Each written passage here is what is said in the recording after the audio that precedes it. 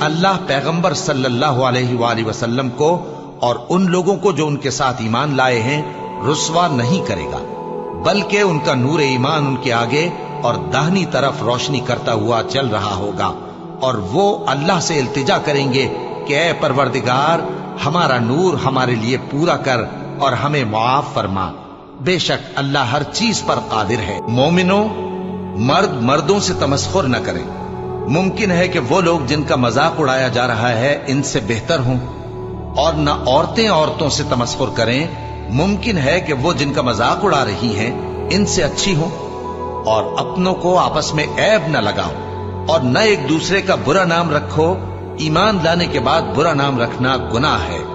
اور جو لوگ توبہ نہ کریں وہ ظالم ہیں۔ اے اہل ایمان، بہت گمان کرنے سے پرہیز کرو کہ بعض گمان گناہ ہیں، اور ایک دوسرے کے حال کا تجسس نہ کیا کرو